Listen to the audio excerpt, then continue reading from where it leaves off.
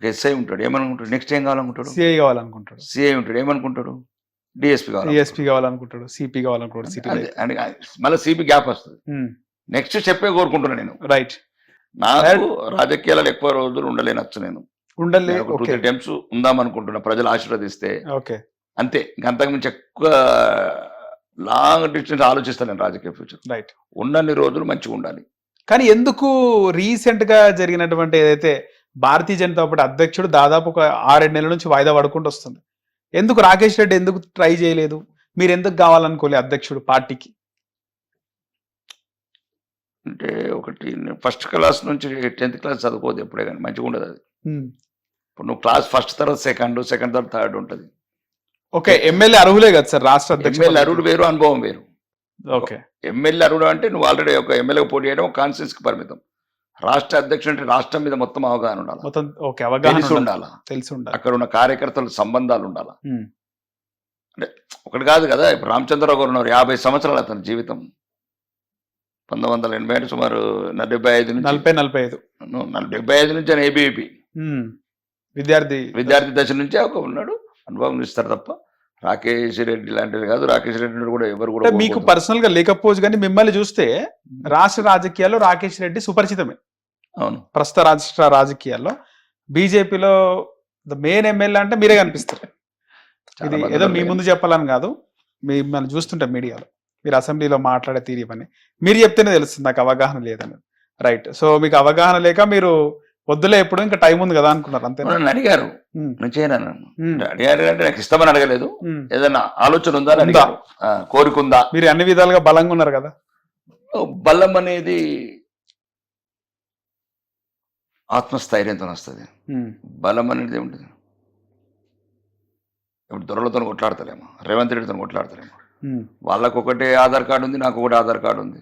వాళ్ళకొకటే vote హక్కు ఉంది, నాకు ఒకటి ఓటు హక్కు ఉంది. ఇంకేముంది? కాన్స్టిట్యూషన్ ప్రకారం, ఇండియాలో మన రాజ్యాంగం ప్రకారము అనుముల కుటుంబానికి ఒక లెక్క, లేకపోతే కల్వకుంట్ల కుటుంబానికి ఒక లెక్క, అట్లేదు కదా. ప్రతి ఒక్కరికి సమాన హక్కులు. నేను ఇగ్గదీయు నిలదీయు, వీలైతే సమాజం పట్ల కొట్లాడు. సమాజం కూడా అంటే ఉన్నోడి గురించి అందరు ఉన్నారు, ఉన్నోడి గురించి నేనెందుకు?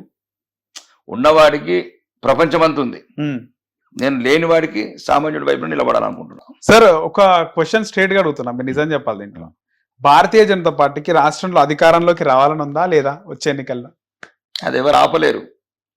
అధికారంలోకి రావాలని ఉంది, ప్రజలకు ఉంది, ప్రజలకు కూడా ఉంది, పార్టీకి, పార్టీ నాయకత్వానికి, ప్రజలకే ఉంది, ప్రజలకు ఉంది. ఎందుకంటే మీరు గతంలో చూసుకుంటే బిఫోర్ బండి సంజయ్, ఆఫ్టర్ బండి సంజయ్ మాట్లాడుకోవచ్చు. భారతీయ జనతా పార్టీ గురించి మాట్లాడుకోవాలంటే చాలా వరకు కూడా నేను నిన్న ఏ ఫంక్షన్స్ అయినా, ప్రైవేట్ ఫంక్షన్స్ అయినా, ఏదైనా పొలిటికల్ లీడర్స్, అన్ని రాజకీయ పార్టీ నాయకులు కలిసినప్పుడు, ఏదో నేను స్టూడెంట్ వింగ్ లో వర్క్ చేసిన అప్పుడు కూడా ఏం మాట్లాడుకుంటుండే, రాష్ట్రానికి సరైన నాయకుడు లేదు, నడిపించే నాయకుడు అని. తర్వాత బండి సంజయ్, లక్ష్మణ్ తర్వాత బండి సంజయ్ వచ్చినప్పుడు వాస్తవానికి దుబ్బాక ఎలక్షన్స్ లో ఆ విజయభారి 48 స్థానాలు దక్కించుకుంది జిహెచ్ఎంసీలో. ఆ తర్వాత మొన్న 8 స్థానాలు వచ్చినాయి. నిజంగా బండి సంజయ్ కొనసాగింటే రాష్ట్ర అధ్యక్షుడిగా డబల్ డిజిట్ ఎమ్మెల్యే స్థానాలు వస్తుండే. కానీ ఎందుకు బండి సంజయ్ని మార్చినారు? అసలుకి ఏముంది అసలుకి మారడానికి కారణం? అంటే ఈ దేశంలో ఒకే ఒక్క పార్టీ నిష్కలంకం ఉంది, ఒక పార్టీ. ఈ దేశం గురించి, ఈ సంస్కృతి సాంప్రదాయాల గురించి, అఖండ భారత్ గురించి ఒక రకమైన మెజారిటీ ప్రజల కొద్దిగా గౌరవించే పార్టీ. ఆ పార్టీని కూడా మీరు ఇట్లా వ్యక్తి పూజ చేసినారు అనుకో, ఈ పార్టీ కూడా ఉండదు. వ్యక్తి పూజ అయినా రాష్ట్రంలో అధికారంలోకి వచ్చి మాకు భారతమాత ఫోటో చాలు, అంతే. అట్లా అని ఏ వ్యవస్థ అయినా పాడవుతుంది. వ్యక్తుల కన్నా పార్టీ ముఖ్యం, పార్టీ కన్నా దేశం ముఖ్యం. ఇది దేశం గురించి ఉద్భవించిన పార్టీ, కుటుంబాల గురించో. సిద్ధాంతం కోసం అధికారంలోకి రావడం కూడా వద్దంటారా? వస్తుంది సిద్ధాంతం. మళ్ళీ అదే చెప్తున్నాను, సిద్ధాంతం ఒకరి వల్ల తగ్గదు, ఒకరి వల్ల పెరగదు. నిరంతరం చైతన్యవంతమైన ప్రజల్ని చైతన్యవంతం చేసుకుంటూ ప్రతి నాయకత్వం, మళ్ళీ వ్యక్తుల వరకు వెళ్తే పార్టీ ఉండదు. 2014లో కూటమితో 14లో 5 సీట్లు పొలిటికల్ ప్రాసెస్. అట్లా అనుకుంటే మాకు 12 వచ్చినాయి 1999లో ఎమ్మెల్యేలు. 8 మంది తెలంగాణ ఎమ్మెల్యేలు ఉన్నారు. అప్పుడు 1999 ఉమ్మడి ఆంధ్రప్రదేశ్ 12 ఉన్నారు. ఇప్పుడు ఒకటి చెప్తున్నాను నరేష్ సార్, భారతదేశంలో మొదటి సీటు ఆయుష్ పోసింది, ఊపిరి నింపింది, కొట్లాడమని ధైర్యం ఇచ్చిన నేల ఇది తెలంగాణ మొదటి సీటు.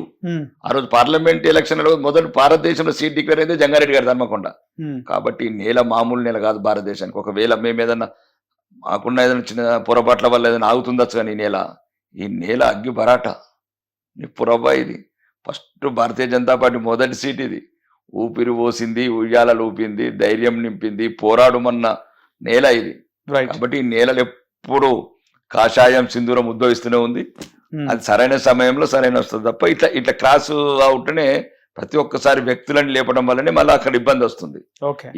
ఈ భారతీయ జనతా పార్టీకి ఒకటేనండి, దీనికి ఒకటి, ఈ దేశం ముఖ్యం, మాకు ధర్మం ముఖ్యం, న్యాయం ముఖ్యం. సార్ ఇక్కడ ఒక చిన్న డౌట్ సార్. చెప్పండి. అంటే వ్యక్తి ముఖ్యం కాదు, పార్టీ ముఖ్యం అంటారు, కరెక్టే. అవును. కానీ మీరు చూసుకుంటే అంటే భారతీయ జనతా పార్టీ కాకుండా కాంగ్రెస్ లో గతంలో వైఎస్ రాజశేఖర రెడ్డి అధికారంలో తీసుకొచ్చినాడు ఒంటి చేతితోనే. ఉన్న రేవంత్ రెడ్డి నాయకత్వంలో కాంగ్రెస్ పార్టీ అధికారంలోకి వచ్చింది.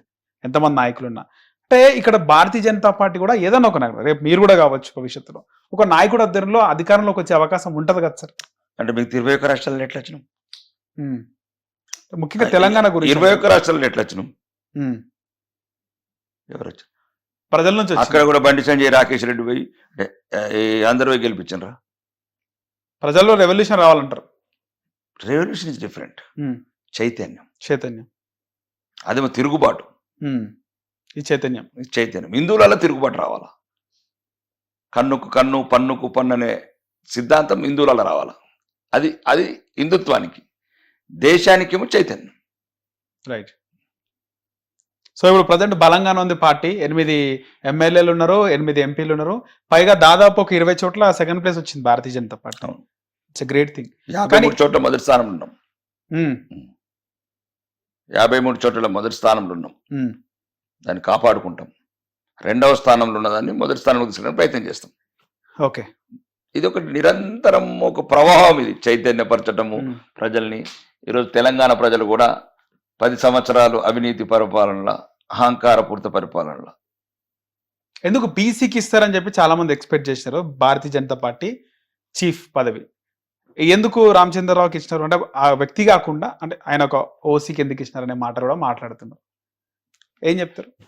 మేము భారతీయ జనతా పార్టీ ఓకే రాజకీయంగా ఏదైనా కానీ ఫస్ట్ హిందూగా ఆలోచిస్తాం. కులం కాదు, ఫస్ట్ హిందూగా. ఇంకా మనకి డైరెక్ట్ మతమే ముఖ్యం. మా హిందుత్వాన్ని ఎక్కువ గౌరవిస్తాం. హిందుత్వాలు చీలిక లేకుండా చూస్తాం. మిగతా రాజకీయ పార్టీలన్నీ కులాల మధ్యన చిచ్చు పెట్టి డివైడ్ ద పాలసీ తీసుకొని హిందువులను విడగొట్టడం, మైనారిటీలను ఏకత చేయటం అనేది వాళ్ళ పని. కాబట్టి రాజకీయ పదవులలో ప్రతిసారి ఈరోజు భారత ప్రధానమంత్రి గారే బీసీ ఉన్నాడు 3వసారి. గిరిజన బిడ్డ రాష్ట్రపతి ఉంది. మైనారిటీ బిడ్డని, దళిత బిడ్డని రాష్ట్రపతి చేసినాం.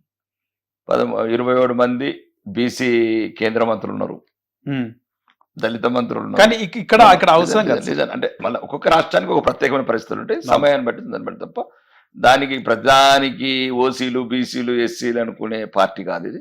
అట్లా పేరు చెప్పి ఓటు అనుకునే పార్టీ కాదు. సమయం వచ్చినప్పుడు, సందర్భం వచ్చినప్పుడు ఎట్లయితే మేనిఫెస్టోలో పెట్టినామో బీసీ ముఖ్యమంత్రిగా, నాకు తెలిసి 99% ముఖ్యమంత్రి బీసీ అవుతాడు వచ్చే ఎన్నికల నాటికి. వచ్చే ఎన్నికలకి 3-4 సంవత్సరాలు అయితే 3 సంవత్సరాలు బీసీ ముఖ్యమంత్రి నినాదంతో ముందుకెళ్తారా లేకపోతే ఎస్సీ చేస్తామచ్చు? అద్దా ఎస్సీ అద్దా ఎస్టీ అద్దా ముఖ్యమంత్రి ఎవరినైనా ప్రకటించే అవకాశం ఉంటుంది. ఇంకా అప్పుడు ఆ సమయంలో పార్టీ అధిష్టానం నిర్ణయము, అక్కడున్న రాష్ట్రంలో ఉన్న పరిస్థితులు అట్లా. రాజాసింగ్ విషయంలో చాలా మంది బాధపడ్డారు సార్ ఆ రోజంతా కూడా ఆయన రాజీనామా చేయడంతో. ఆయన కూడా అధ్యక్ష పదవి అడిగినాడు. ఎందుకంటే చాలా మంది రేవంత్ రెడ్డిని చూసి ఇన్స్పిరేషన్ తీసుకుంటున్నారు. అరే రేవంత్ రెడ్డి కాంగ్రెస్ పార్టీ అధ్యక్షుడై పార్టీని అధికారంలో తెచ్చిండు, ముఖ్యమంత్రి అయిండు. మేము కరుడుగట్టిన బీజేపీ, ఆర్ఎస్ఎస్ మా రక్తంలో ఉంది, మాకెందుకు ఇయ్యరు పదవి అని రాజాసింగ్ కూడా అడిగిండు. ఆయన అడిగినప్పుడు కూడా ఆయనతో ఉన్న వాళ్ళందరినీ బెదిరించినారు, ఆయనకి ఇవ్వలేదని చెప్పి ఆయన మనస్తాపంతో రాజీనామా చేసిండు. మీకు ఏమనిపించింది సార్ ఆ విషయం చూస్తే? రాజాసింగ్ గౌరవిస్తాం మేము బాగా, అందరికన్నా ఇంకా అభిమానం. హిట్ టీవీ యాప్, ఇందులో short news, live news, entertainment shows, movies, digital magazines తో పాటు మీ జిల్లా వార్తలను కూడా ఫ్రీగా చూడొచ్చు. ఇంకెందుకు ఆలస్యం, వెంటనే హిట్ టీవీ యాప్ ని డౌన్లోడ్ చేసుకుని ఫ్రీగా ఎంటర్టైన్మెంట్ పొందండి. Hit TV app, hit TV app, please download hit TV app. Hit TV app ని ఫ్రీగా డౌన్లోడ్ చేసుకుని ఎంజాయ్ చేయండి. మీకు నచ్చిన ఎంటర్టైన్మెంట్ కోసం హిట్ టీవీ యాప్ ని ఫ్రీగా డౌన్లోడ్ చేసుకుని ఎంజాయ్ చేయండి. హిట్ టీవీ యాప్ ని డౌన్లోడ్ చేసుకుని ఆస్వాదించండి, ఆశీర్వదించండి. ఇంతమంది సెలబ్రిటీలు హిట్ టీవీ యాప్ ని డౌన్లోడ్ చేసుకోండి అని చెప్తున్నారంటే ఎంత మంచి యాప్ ఆలోచించండి. అమెరికా అమెరికా అమెరికా అమెరికాలో చదవాలనుకునే వాళ్ళకి విశ్వసనీయమైన పేరు మన శౌర్య కన్సల్టెన్సీ. UK లో 1 year masters. UK లో 1 year masters. 2 years work permit up to 5 years visa. Contact Saurya Consultancy. Contact 89851 89851.